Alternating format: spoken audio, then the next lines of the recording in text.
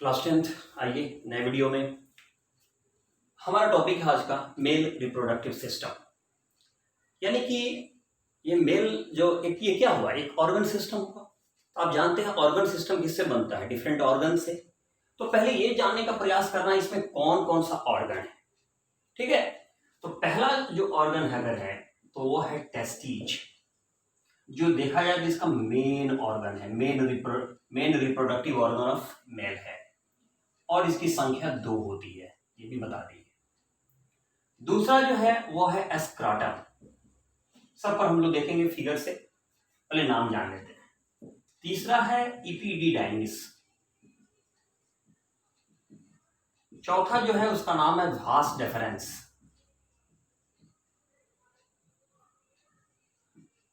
या इसी का नाम है स्पर्म डक्ट। इसके बाद है प्रोस्टेट ग्लैंड।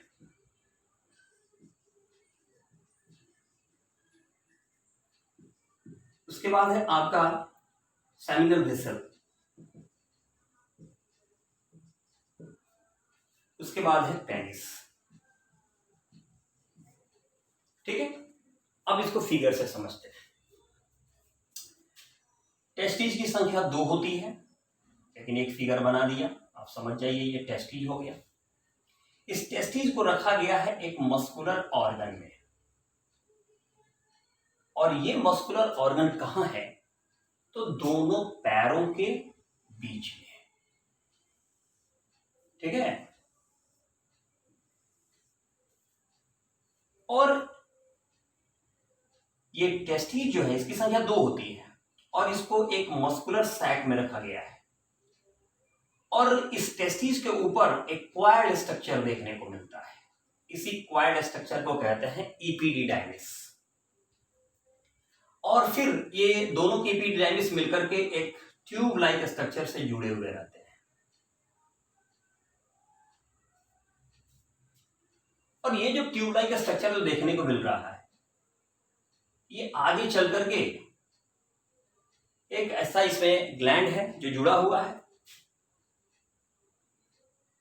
ऐसा भी एक ग्लैंड है जुड़ा हुआ है, और ये आकर के ये जो है, ये जो यूरेथ्रा है उसके साथ इसका अटैचमेंट है, उसमें ये जुड़ गया है। अब यह मार्किंग जब करेंगे तो क्लियर हो जाएगा। टेस्टिज यानी ये जो हिस्सा हमने बनाया वो टेस्टिज है।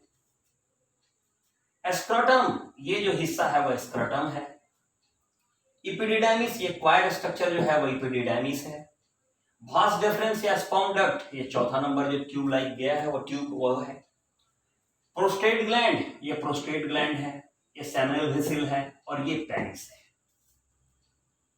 इस तरह सब एक दूसरे से अटैच है, और ये सभी ऑर्गन मिलकर के एक सिस्टम को बनाता है, और उस सिस्टम को कहते हैं मेल रिप्रोडक्टिव सिस्टम। अब यहां समझना है सबके बारे में। टेस्टिज क्या है, तो हार्ड स्ट्रक्चर है, स्क्रटम में रहने वाला 2 हार्ड स्ट्रक्चर जो स्पर्म फॉर्मेशन के लिए रिस्पॉन्सिबल होता है। यानी कि टेस्टिज जो है वो मेल का मेन रिप्रोडक्टिव ऑर्गन है, इनकी संख्या 2 है, and these are responsible for the formation of sperm and a very important hormone that is called testosterone. It is kept under a muscular sac that is called scrotum. अब ये scrotum देखिए क्यों, अब यहाँ की तुरंत क्वेश्चन आपके दिमाग में आना चाहिए कि ये बॉडी से बाहर क्यों, ऐसा क्या रीजन रहा कि ये शरीर से बाहर हैंग कर रहा है। तो इसके पीछे सबसे बड़ा रीजन देखिए क्या है, ये क्वेश्चन आते रहता है। स्पर्म फॉर्मेशन के लिए, for sperm formation testis need 3 to 4 degree C less temperature than body. अब आपको तो पूरे बॉडी में कहीं भी रहेगा, बॉडी के अंदर में, तो ये जो 37 डिग्री सेंटीग्रेड जो मेंटेन करना है बॉडी को, चूंकि we are warm blooded animals, तो ये तो वही रहेगा, 37 ही रहेगा।